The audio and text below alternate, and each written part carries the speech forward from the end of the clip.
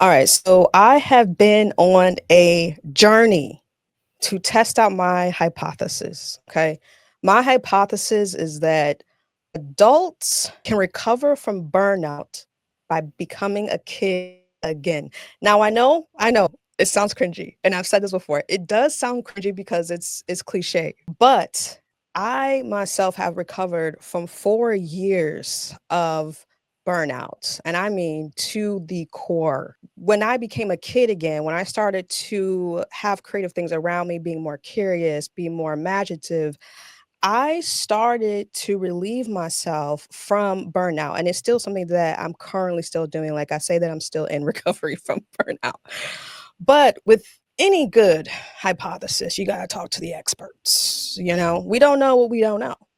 So I dug into my network here in Tulsa, Oklahoma, and found an amazing gentleman. He is named the 2024 Men to Look Out For by the Black Leadership Worldwide. He has had over 20 years, I want to say over 20 years by now, experience with youth development and community education. He currently serves as the co-founder and COO of Kidvation. And Kidvation is a nonprofit that empowers youth imagination to create innovative solutions within the space of entrepreneurship and leadership. You guys, please give a warm welcome to Harold Lee Jr. And I'm playing DJ today because my tech crew is down. But you know what? That's okay because we're going to work it out. We're going to work it out. What's going on, Harold? How you doing? You have to insert like a crowd applause or something like when I pop on screen. So I thought about that. But what had happened was, the tech is far away from me. But we're making it work. I want to get into this topic because okay. I have been, and you know this because you've been in the educational space. I've been trying to test this hypothesis, okay? Mhm. And I need to get your advice because you have firsthand experience with working with children, developing all types of programming and educational, sessions and things of that nature with them. Um, but I have to admit, Harold, just you just Mhm. gotta work with me on this one. Okay. I tried for one summer to be a tutor counselor to some kids. Mhm. And these were like probably like 10 to like 16. Okay. That's like the perfect age group. It was hard. I'm Okay. not gonna lie to you. It was hard. It was so Mhm. hard. And it was so challenging. I was like, I know it sounds good to want to work with kids, but Mhm. it's not for me. It's not for me. Yeah, it's I, not for everybody.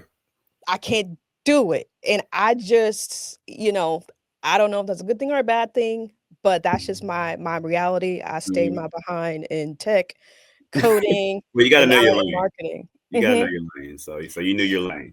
I know my lane. I know my lane, but you've been doing this for 2 decades plus, I'm No, sure. no. So See the gray in the goatee. I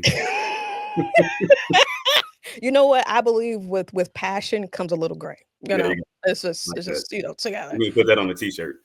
Yeah, say less. We starting a business. This could be an extension of Kidvation's It merch. can. It can. There you go. Who's I to like it. say? Who's to I say? like it.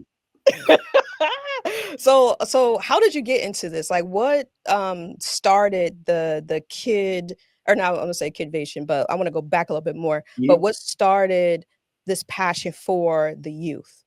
Went to University of Central Oklahoma.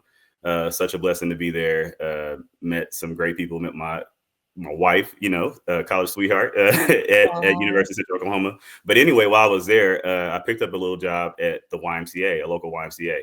And so, I was just kind of folding towels, making coffee, checking people in, the normal kind of front desk stuff. But one day, our camp kids, the YMCA camp kids came in and like they were just so fired up. Like the camp counselors were just so hyped up. And I was just like, man, I want that feeling. Like that's the ah, feeling that I want when I come to work. Like that's the feeling that I want, to have these young people like looking up to me and I can get to mentor them. And so I asked my supervisor if I could switch roles and become a camp counselor. And they let me do that. And that day literally sent me on my trajectory to working with youth. Of course, there was a lot of other stuff in between that time, but I mean that it was literally that day when I started to work with youth, and that was like roughly, 2006, 2007, and I've been working with youth ever since. Wow, that is interesting. So, with working with kids, Hmm. what has, because I know I learned a lot personally, about what I say, how I say it, Hmm. versus my actions. With so many years of experience with kids, what have you learned, like, about yourself when it comes to working with the youth and, being in that space of education to trying Hmm. to empower them, things of that nature? Right. Well, kids, as you know, are very impressionable. I mean, youth and teens, not just young kids, but I mean, even teenagers. And so, one beautiful thing about kids is that like they can decipher the truth about people pretty quickly. And so, you have to be authentic when you're working with students because they're going to figure that out, whether you're really there for them or not, whether you really care for them or not.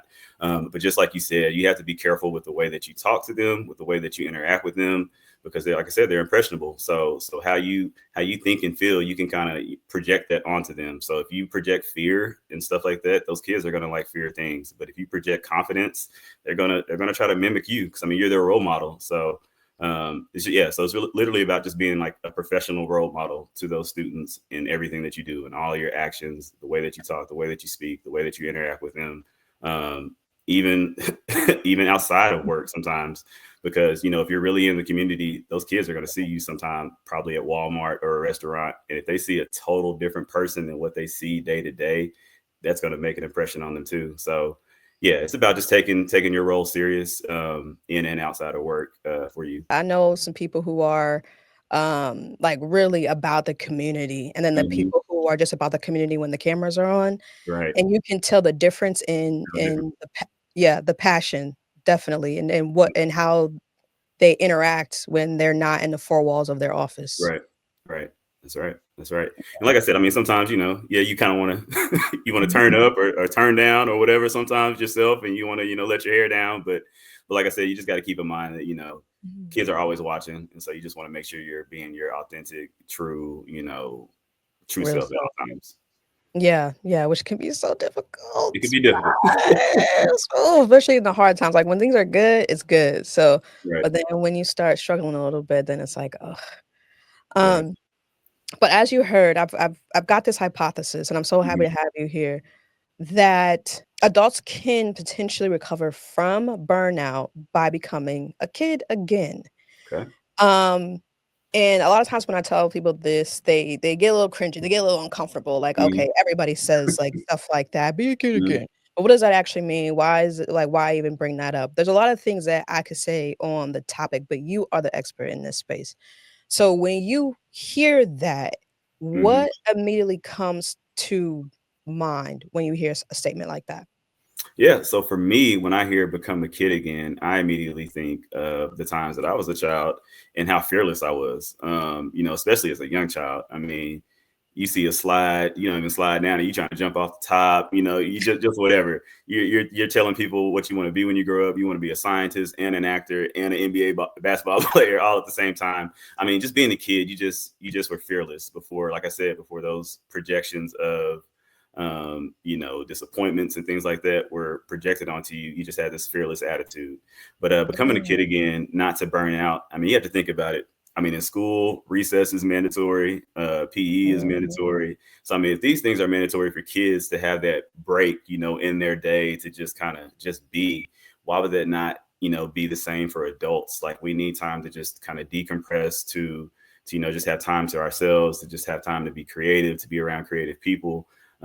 So that's what I think about when I hear, becoming a kid again to avoid burnout, getting back to your true authentic self as a child, and just being fearless again and being imaginative again. Because yeah, I mean, this world is crazy, work is crazy, like life is crazy, and I mean, it can definitely burn you out if you let it. Yeah. Oh, absolutely. Absolutely it can. And I I I like what you said about being fearless again. Like Mhm. being fearless. That is tough when you become an adult because I Mhm. feel like you're always thinking about what could happen. Right. So, like, I even went to the Gathering Place, here in Tulsa, which for those of you Love who the are not gathering place. familiar yeah, it's nice, it's nice. It's a perfect place for adults too. Like, they Mhm. talk about the park, like, mostly for kids, for Mhm. families, but for kids especially, but it's actually fun, for adults, and Oh yeah. they have, like, these different active areas, Mhm. and, you can actually engage with them and have fun. And I Mhm. remember going there with some kids in the area, and I was just so scared. Like I was so hesitant, like, oh, be careful. Or Mhm. they wanted me to run up these hills and this like slide thing. And I was like, because I'm like, what could happen? Like, What could okay, I happen? could break my leg. Then I'd Mhm. have to go and use my insurance. And then what's my copay Right. gonna be? Right. And then I'm going down the list, and then I gotta call off Yep. work. Well, do I have enough time? What? I Right. got a new job, so do I Right. have a full you see the checklist that is like, Yeah. okay, you're like, You almost just like you're spiraling. I mean, you spiraling. spiraling. You crashing out. And that's what the young people say. You crashing out. Yeah. So. I'm crashing out. Like, I'm like, there's just too many things to consider, and so that fearlessness, it goes aw it becomes, being fearless, it becomes more difficult, I feel like, as we get older, Most and definitely. then, our imagination, and I think, that's another thing for burnout that I realized is that my imagination was gone. My Mhm. creativity, like, it left me Mhm. after a while. And did is that something that you have ever experienced before yourself? Oh, most definitely. I mean, because if not, it wouldn't have taken me this long to step out on faith and create my own nonprofit. Like, I mean, I've been wanting my own nonprofit since like I started working at the like when I very first started working at the YMCA back in college. Like, it was kind of a dream of mine. I was just like, okay, one day I want to do something like this. I want to create my own organization for students and like for kids and like empower them. And then, kind of like you, I started to come up with all the excuses for why it Mm, wouldn't work. Well, man, where's the grants going to come from? Where's money going to come from? Well, how am I going to be able to pay myself? How am I going to hire staff? Well, who's really going to support this? And so I did that for years and years and years, and kept, taking other positions, working other jobs. And now, mind you, I was still impacting students and, still doing good work and impacting the community. But this dream was always still there, and it was always in the back of my mind. And so finally, yeah, after kind of like COVID and things like that, it was just really like, okay, Lord, like, I'm ready to do this. Like, I got to step out on faith, got to trust you. And so, yeah, so here I am now, doing my own nonprofit, doing my own thing. And so just loving it. mhm, yeah, and you guys' website, the Kidvation website, I Mhm. think one of the, most commonly used phrases on that site is, imagination. Yeah, we deem imagination as a superpower, and so that's actually how we present it to students. It's like, you have a superpower, like you literally are a superhero, and that superpower is your imagination. And so we just want, and that's even the name of our curriculum. It's called Applied Imagination. And so what we want to do is show students how they can apply their imagination to like real world things to really impact society right now. And like, we're telling them that you don't have to wait until you're adult. Like, that's every time you're in school, somebody is like, what do you want to be when you grow up? Right? They don't ever ask you, what do you want to do right now? Like, who's to say you can't start a business right now? Who's to say you can't start a nonprofit at 12 right now? Who's to say that Right. you can't create some type of STEM related, health related project or whatever initiative right now? So Mhm. that's our whole goal, is to just speak into students right now and not have them wait until they're adults. You're right, right, and so when you guys are like, "Hey, your superpower," similar to, Mhm. like, Spider-Man or Batman or, Mhm. the girl from Frozen, you know, Yeah. when you're mad Is that a superpower though? I mean, I feel like it could be Okay, I depending guess on so. who you Okay. talking to, it's more whimsical, Yeah. but, they've got something going on over there, Yeah. just a little bit, but when you're saying, like, this is a superpower, like, in adult language, I feel like this is a skill, like, we would Mhm. say, like, skill, Mhm. um, what's their response to that? Like, how do they interact with that conversation? Yeah. So for some, I mean, for some, it kind of hits right off the bat, and they're like, okay, yeah, I get it. I do have a superpower. And then for others, you kind of have to warm up to it. And okay, I have a superpower. Okay. Yeah. It sounds a little cheesy. But then, as they Mhm. go along and they start developing their ideas, and we're showing them, we call them the four C's. We show them how to critically think. We're showing them, how to be creative, how to communicate, and how to collaborate. So those are the 21st century skills, soft skills that everybody's really going to need if you want to progress in this world. And so once we kind of show them how to do these things and equip them to do it, then you see like that light bulb moment really, really happen with those students. Oh, wow. And so what do you see them struggle with when, as they're trying to learn some of Mhm. these, the 4 Cs like you said? what are probably like two things that you see them struggle with the most? Yeah, so for students, for young people, they're really good at divergently thinking. And so divergent thinking is like coming up with like lots of ideas, like just so many ideas. Okay, I'm going to create a flying robot that delivers hamburgers to people. Like, okay, all right, like, okay. And then they kind of struggle with though convergent thinking, which is kind of bringing all those ideas down to, the feasible ones, the ones that can actually happen and that make sense. And so sometimes we do see them struggle when it comes to like I said, divergent and convergent thinking, coming up with that one or two good ideas that they really want to see, go into fruition.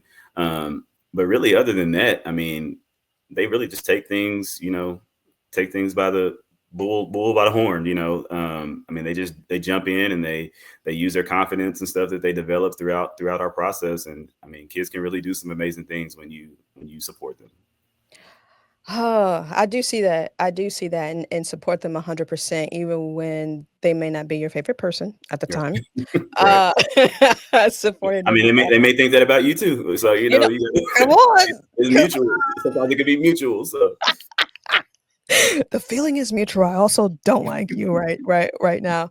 Um, and so this kind of leads me into how we met. So we met during an entrepreneurial like yeah, Global conference. Entrepreneurship Week.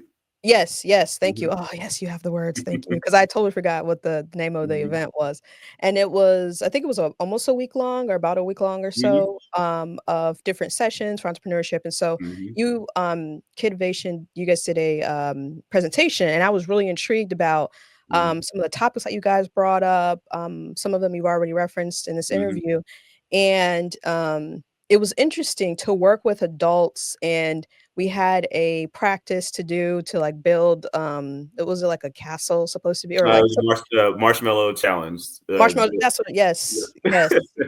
And it was very interesting to, put ourselves in that situation with people we do not know.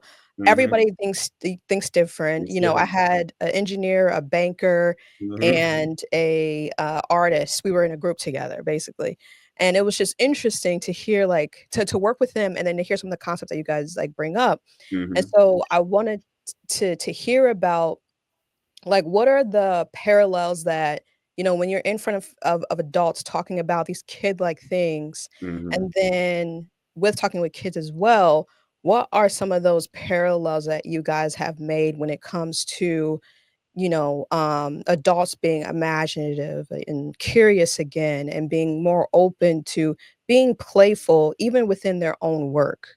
Hmm.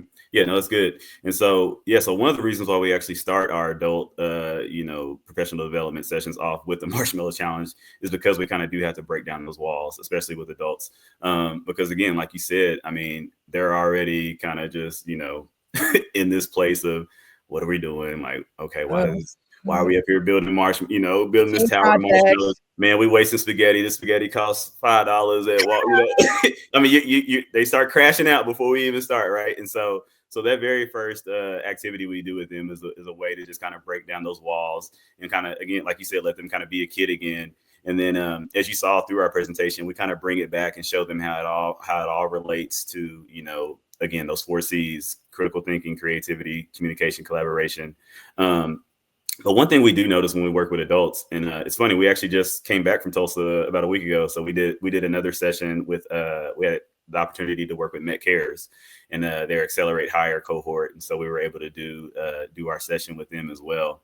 But yeah, one of the things that we really notice with adults is like you got to break down those walls first. You really do.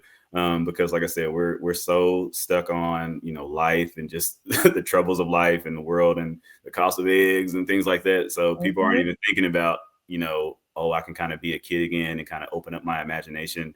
Um, but we just have to show them that like being an innovator is so much more than creating a new tech product. There's social innovation. Ways finding out new ways to impact your community. So yeah, so just opening up those doors for a good thought process to really happen, so they can impact the world.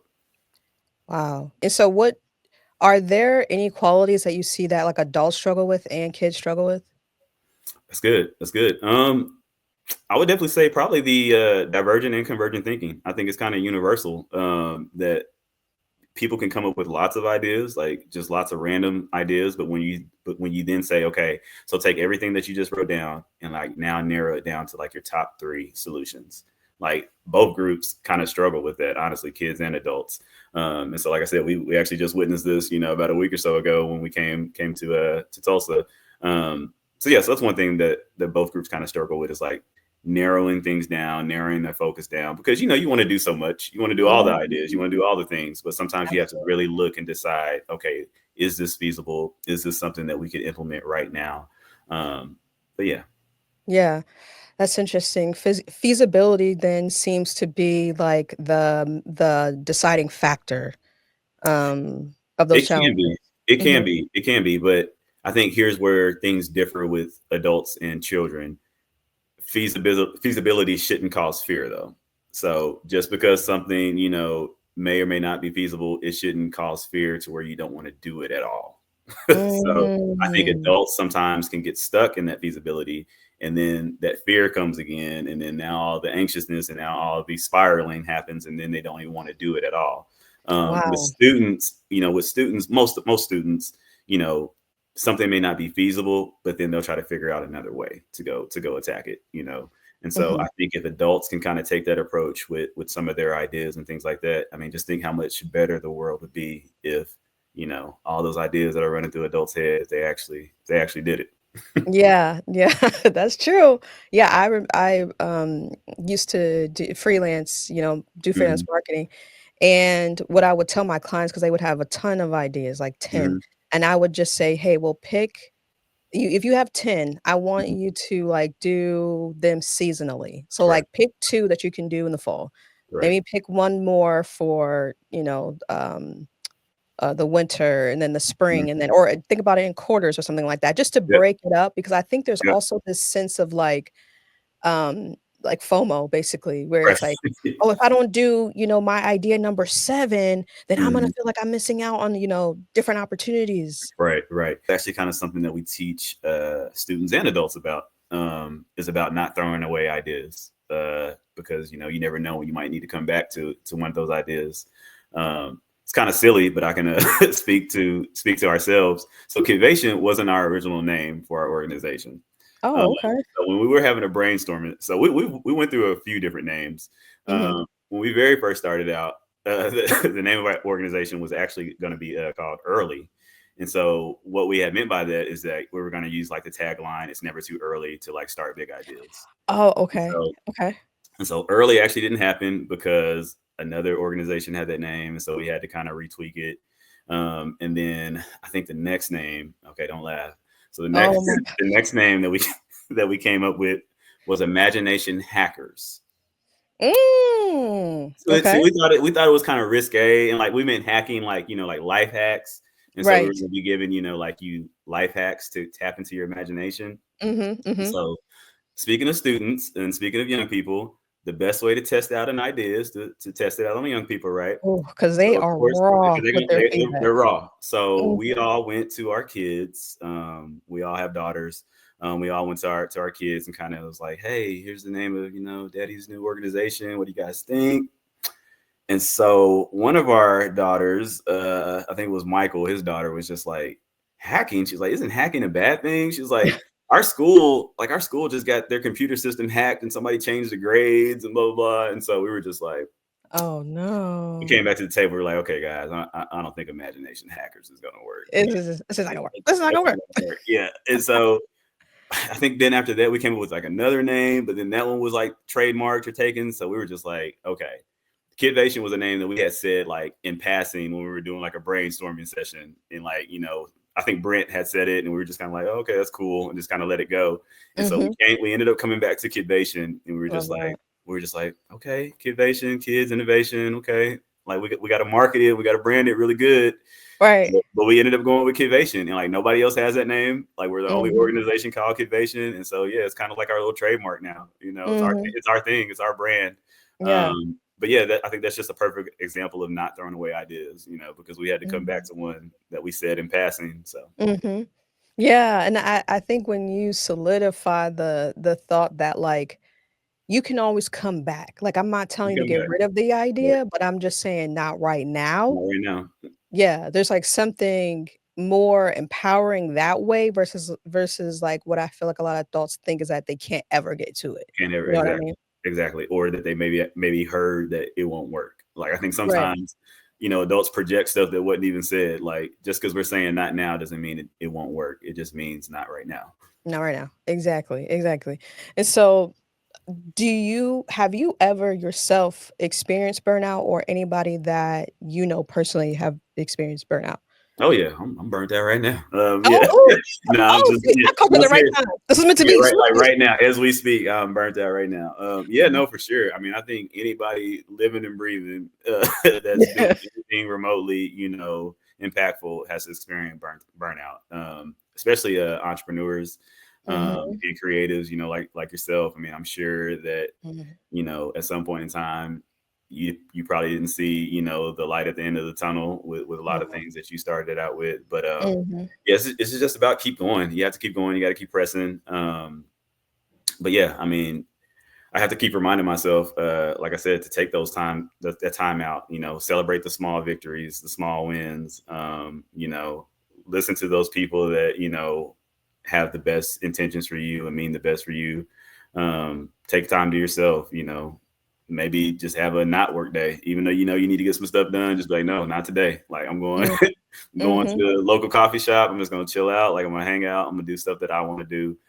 Just taking that time for yourself to just rejuvenate for sure. and would you say these are all things that basically come out of what you learn with, in regards to, like, your experience with, young children, like, these kind of things that you're saying, you've seen that within the kids that you guys, interact with? Yeah, no, I Mhm. definitely take some cues from them. I mean, we've had times where students have just like literally straight up said to us like, "Hey, I need a break right now. Like, I need to take some time to myself. Like, can I have a moment to go over here and just whatever decompress because a lesson might be getting a little too hard for them or they didn't understand the concept. The way Mhm, they thought they would understand it.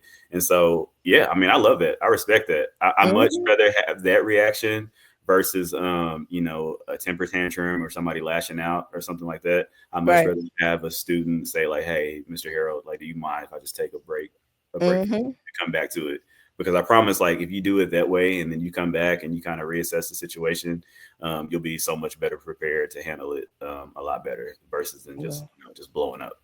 Right, right. Wow, that's a crazy to hear. This is so crazy to hear, because I like that kids are, they are willing to, um which without even realizing, they're willing to ask again for something like that. Like, Mhm. "Hey, I need a break. Like, I'm hungry. I need Mhm. Yeah, I something." need so yeah. Yeah, and adults, I feel like we've taken that away from ourselves because we're like, "Okay, I gotta show up." Like, we put Yep. on that pressure of, like, "I gotta show up. I gotta do this. I gotta do that."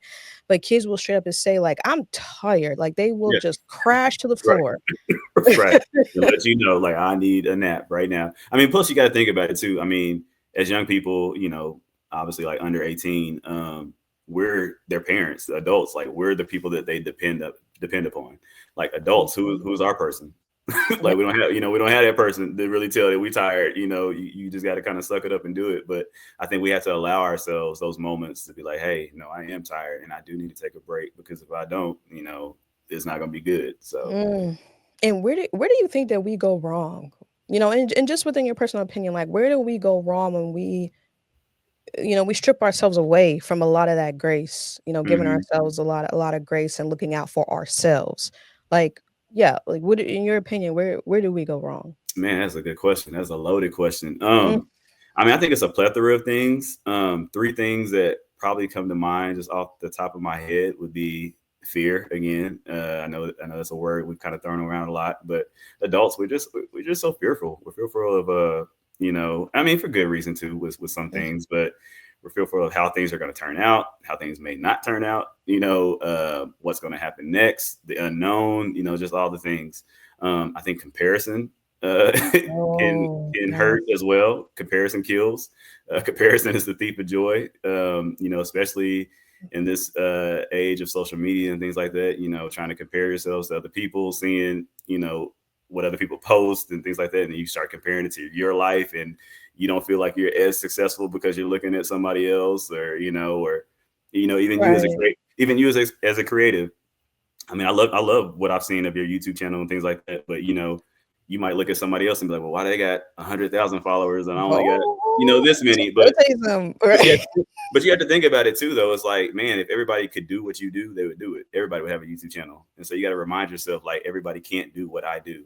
Mm, So yeah, so I would say comparison can do that, and then the last one would probably be time. Um, I think we underestimate time.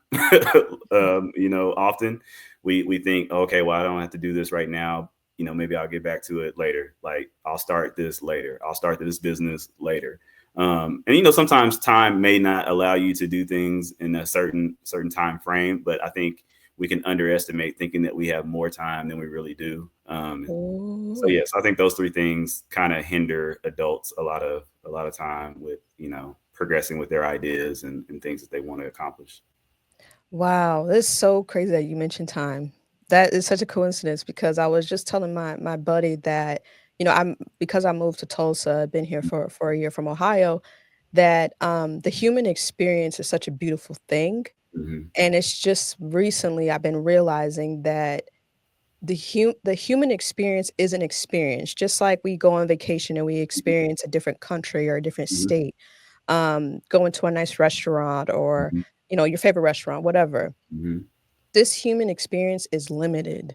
It's limited. And, I've had members who are like, "We want you to come back to Ohio so bad, da, da, da," and I understand why they say that, and I love them and I miss them, but I told myself, like, I know that experience already. Mm, The mm, experience that I'm currently living, I'm in love with the current experience that I'm mm, having right now, mhm, and if life is nothing but experience, I wanna stay in this because I see it as an opportunity, mm. and wherever this leads me, I'm open to it, Yeah. and I think about my time, and I'm Mhm. like, "Well, if I spend my time doing the same experience, in Mhm, Ohio that I mhm. know, how is that serving me?"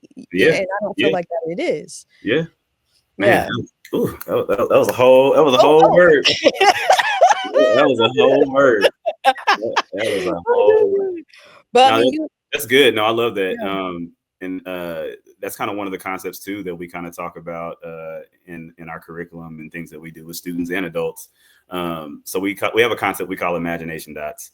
And so that's kind of just how everything gets connected and like helps you, develop the things that you develop. And so one of those imagination dots, well, we basically broke it down into four parts: people, experiences, like you said, Mhm, information and data, and then oh god, what was the last one? Oh, existing ideas. And mhm, so those are the four things that kind of help you cultivate your imagination dots. And so yeah, I mean, exactly what you said about experiences. I mean, if you're not opening up yourself to different people, different places, different things, different cultures, different everything, like, you are doing yourself a disservice. Like, so mm, much you are doing yourself a absolutely. disservice. Yeah. And then you got to think about it too. Like, true innovation is like, it's like a melting pot of different cultures and ideas and things like that. Like, how can you say that you're innovative and you're not trying to tap in and be inclusive to like all these different things? Right, right. I could totally understand that. Yeah. Oh, this has been interesting. Okay, so, well, we have to wrap this up, unfortunately, but this has been a very interesting conversation. My goal isn't to, as a journalist, to only find things that prove me right, Right. because I don't want to be that kind of Hmm. journalist. But within this research, I feel, and from what you're saying as well, I feel like there at least, that coming into imagination and curiosity, like you're explaining, being more fearless, being authentic to yourself, Hmm. you know, taking a break when you need to, Hmm. those things can help with burnout. It may not be the end all be all of how to recover from burnout, but it sounds like it can be something very helpful to tap into that kid like behavior and in pattern. For sure, most definitely, Yeah. most definitely. No, I totally agree. Yeah, there's another thing that we like to do too. It's called Let's Pretend That, and so it's like an exercise that we do with students and adults. And so, I mean, as you know, when you were younger, you were playing with your friends. You know, sometimes y'all had in a game that y'all wanted to play. You know, where it was four square or hide and go seek. But like sometimes Mhm. you really didn't know what you wanted to do, right? And so, Right. whether it was you or your friend, somebody would say, "Let's pretend that." Right? And you can be Mm. whatever it was, you know, cops and robbers. You could play, you know, let's pretend that we're in the NFL Super Bowl, and like Yeah, yeah, yeah. you would just create like this whole world like out of nothing. Like you didn't need any equipment, whatever. You would just pretend like, you know, and just have this whole fantasy world. And so that's one of the goal setting things that we kind of do with students and adults is like, well, let's just have a let's pretend that moment. So like think of a goal or initiative, just something that you maybe want to accomplish, and like Mm. let's pretend that it actually happens. Like how much better would the world look if it happened? You know, what are Mm. three things that you need to do to make this happen? And so I think just taking moments like that can help with like burnout and just, you know, getting overwhelmed at times. Like just having a let's pretend that moment. Like let's pretend that everything that I want to accomplish actually gets accomplished. Like how much better would the world be if it does? You know, if that does happen. So, Wow. Oh my god, that's a perfect way to end this interview. yeah. That's a perfect way to end this interview. Let's pretend. Let's Oh, that pretend feels that. so good Yeah, to see, think. somebody could put that in the comments too. They can, so we can have a let's pretend that moment and like let people put in the comments, like, you know, what is that thing that you know, that goal, that initiative that you hope will happen, and how much better will the world be like if it actually did happen. Wow. Wow. There you go, you guys. Man, Harold, this has been a blessing. I appreciate you No, I being on appreciate you. this interview and talking about your experience and opening us up and making us, rethink, reimagine as well and sharing your, personal experience. So yeah, thank you so much, man. I appreciate it. And for everybody watching, let's pretend. Let's pretend Let's more. do it. Let's do it. Thanks so Yeah. much.